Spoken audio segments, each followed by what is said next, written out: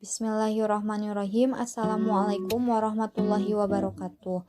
Kami mahasiswi dari STI STMB Bandung Business School, Prodi S1 Akuntansi. Di sini kami akan membahas tentang akuntansi investasi dengan beranggotakan Betriana Vitaloka NPM 102-197-8, Helvi Nurhasanah NPM 102-193-3, Neneng Kartini NPM 102-190-40, Restiani NPM 102-190-50.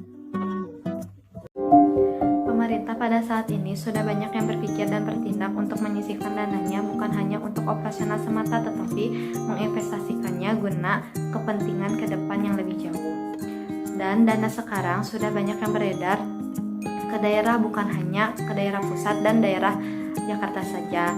Dengan demikian pemerintah harus berhati-hati untuk memutuskan menginvestasikan dana. Investasi adalah aset yang dimaksudkan untuk memperoleh manfaat ekonomi seperti bunga, dividen, dan royalti atau manfaat sosial terhadap meningkatkan kemampuan pemerintah dalam rangka melayani masyarakat. Investasi terbagi menjadi dua, yaitu investasi jangka pendek, kelompok aset ganjar, dan investasi jangka panjang, kelompok aset non-ganjar. Investasi jangka pendek, pemerintah harus memenuhi beberapa karakteristik sebagai berikut. Yang pertama, dapat segera diperjualbelikan atau dicairkan. Yang kedua, investasi tersebut ditujukan untuk manajemen kas, artinya manajemen dapat menjual investasi tersebut apabila timbul kebutuhan kas. Yang ketiga, beresiko rendah. Investasi jangka panjang dibagi menurut sifat penanaman investasinya, yaitu yang pertama, permanen adalah investasi jangka panjang yang dimaksudkan untuk dimiliki secara berkelanjutan.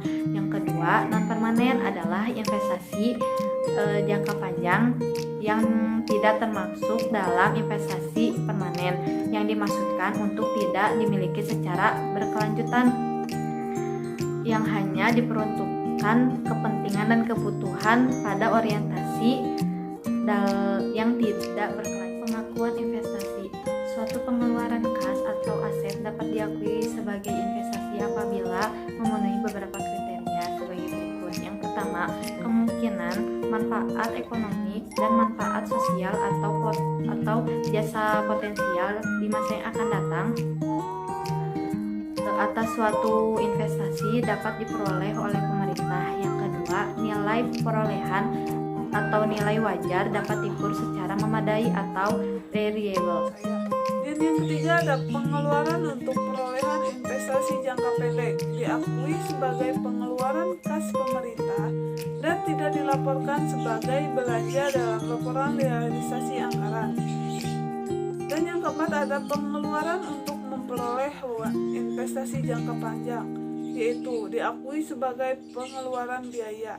Misalnya, pemerintahan daerah Kabupaten Muara Sejahtera melaksanakan penyertaan dana kepada pembangunan daerah sejahtera sejumlah 1 miliar, maka jumlahnya adalah pengeluaran pembiayaan kepada kas di kas daerah 1 miliar, investasi jangka permanen dan penyertaan modal pemerintahan pada ekuitas dana investasi diinvestasikan dalam investasi jangka panjang 1 miliar. Dan selanjutnya ada pengukuran investasi. Untuk beberapa jenis investasi terdapat pasar aktif yang dapat membentuk nilai pasar. Dalam hal ini, investasi yang demikian, nilai pasar dipergunakan sebagai dasar penerapan nilai wajar. Sedangkan pasar yang aktif dapat dipergunakan nilai nominal, nilai tercatat, dan nilai wajar lainnya. Dan selanjutnya ada penambahan dan pengurangan investasi. Investasi awal dan penambahan investasi dicatat kepada rekening penyertaan modal investasi daerah. Pengurangan penjualan dan pengalihan investasi dicatat pada rekening penjualan kekayaan daerah yang dipisahkan. Dan selanjutnya ada biaya perolehan investasi. Investasi jangka pendek dalam bentuk surat berharga, misalnya saham dan obligasi jangka pendek dicatat sebesar biaya perolehan. Biaya perolehan meliputi harga harga transaksi ditambah komisi perantara jual beli, jasa bank, dan biaya lain yang timbul dalam rangka perolehan tersebut. Investasi dalam surat berharga diperoleh tanpa biaya perolehan, maka investasi dapat dinilai berdasarkan biaya harga perolehan. Nah, investasi dinilai berdasarkan pada tanggal perolehan besar harga pasar. Apabila tidak ada nilai wajar, biaya perolehan setara kas yang diserahkan atau nilai wajar aset lain yang diserahkan untuk memperoleh investasi tersebut. Biaya perolehan investasi jangka pendek dalam bentuk non saham, misalnya dalam bentuk deposito jangka pendek, dicatat sebesar nilai nominal. Investasi jangka panjang yang bersifat permanen, misalnya penyertaan modal pemerintah, dicatat sebesar perolehan meliputi harga transaksi investasi ditambah biaya lain yang timbul dalam rangka perolehan investasi. Di sini ada investasi non permanen, misalnya pembelian obligasi jangka panjang, dan investasi yang dimaksudkan tidak untuk dimiliki berkelanjutan dinilai sebesar nilai perolehannya. Selanjutnya yaitu investasi dalam bentuk dana talangan untuk penyihatan perbankan yang akan segera dicairkan dinilai sebesar nilai bersih yang dapat direalisasikan. Selanjutnya ada investasi non permanen.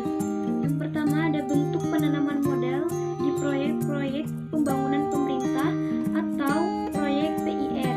Dinilai sebesar biaya pembangunan termasuk biaya yang dikeluarkan untuk perencanaan dan biaya lain yang dikeluarkan dalam rangka penyelesaian proyek sampai proyek tersebut diserahkan kepada pihak ketiga. Lalu apabila investasi jangka panjang diperoleh dari pertukaran aset pemerintah, maka nilai investasi yang diperoleh pemerintah sebesar biaya perolehan atau nilai wajar investasi tersebut jika tidak ada harga perolehannya. Lalu selanjutnya, harga perolehan investasi valuta asing harus dinyatakan dalam mata uang rupiah dengan menggunakan nilai tukar atau kurs tanggal BI yang berlaku pada tanggal transaksi. Selanjutnya, ada metode penilaian investasi. Penilaian investasi pemerintah dilakukan dengan 3 metode. Yang pertama yaitu metode biaya. Investasi dicatat sebesar biaya perolehan. Penghasilan atas investasi tersebut diakui sebesar bagian hasil yang diterima dan tidak mempengaruhi besarnya investasi pada badan usaha atau badan hukum yang terkait. Yang kedua yaitu metode ekuitas. Dalam metode ekuitas dicatat investasi awal sebesar biaya perolehan dan ditambah atau dikurangi sebesar bagian laba atau rugi pemerintah setelah tanggal perolehan. Selanjutnya, bagian laba kecuali dividen dalam bentuk saham yang diterima oleh pemerintah akan mengurangi nilai investasi pemerintah dan tidak dilaporkan sebagai pendapatan. Lalu penyesuaian terhadap nilai investasi juga diperlukan untuk mengubah porsi kepemilikan investasi pemerintah. Misalnya adanya perubahan yang timbul akibat pengaruh valuta asing serta revaluasi aset tetap.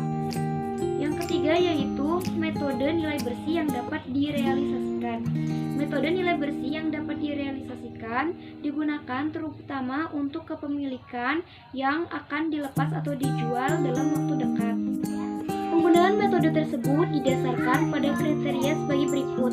Yang pertama yaitu kepemilikan kurang dari 20% menggunakan metode biaya.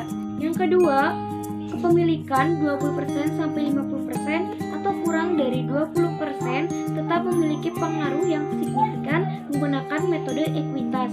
Yang ketiga, kepemilikan lebih dari 50% menggunakan metode ekuitas.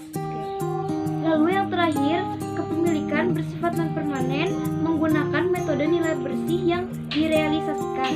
Nah, selanjutnya yaitu pengakuan hasil investasi, di mana hasil investasi yang diperoleh dari investasi jangka pendek berupa bunga deposito, bunga obligasi, dan dividen tunai dicatat sebagai pendapatan. Hasil investasi berupa dividen tunai yang diperoleh dari penyertaan modal pemerintah yang catatannya menggunakan metode biaya dicatat sebagai pendapatan hasil investasi. Nah, jurnalnya yaitu kas pada pendapatan hasil investasi. Sedangkan apabila menggunakan metode ekuitas, bagian laba yang diperoleh oleh pemerintah akan dicatat mengurangi nilai investasi pemerintah dan tidak dicatat sebagai pendapatan hasil investasi. Kecuali untuk dividen dalam bentuk saham yang diterima akan menambah nilai investasi pemerintah, dan ekuitas dana yang diinvestasikan dengan jumlah yang sama. Nah, adapun pelepasan dan pemindahan investasi, yaitu pelepasan investasi bisa terjadi karena penjualan dan pelaporan pemerintahan karena peraturan pemerintah. Nah, penerimaan dan penjualan investasi jangka pendek diakui sebagai penerimaan kas pemerintah dan tidak dilaporkan sebagai pendapatan dalam laporan realisasi anggaran. Nah, pemindahan pos investasi dapat berupa reklasifikasi investasi permanen menjadi investasi jangka pendek, aset tetap, aset lain-lain, dan sebaliknya. Nah, dalam pengungkapan dan penyajian pada laporan perlu diperhatikan kebijakan akuntansi untuk penentuan nilai investasi. Yang kedua yaitu jenis-jenis investasi permanen dan non-permanen. Nah, yang ketiganya yaitu perubahan harga pasar baik investasi jangka pendek maupun investasi jangka panjang. Nomor 4-nya yaitu penurunan nilai investasi yang dinilai wajar dan alasan pencapaiannya. Akhir yaitu pembahasan post investasi.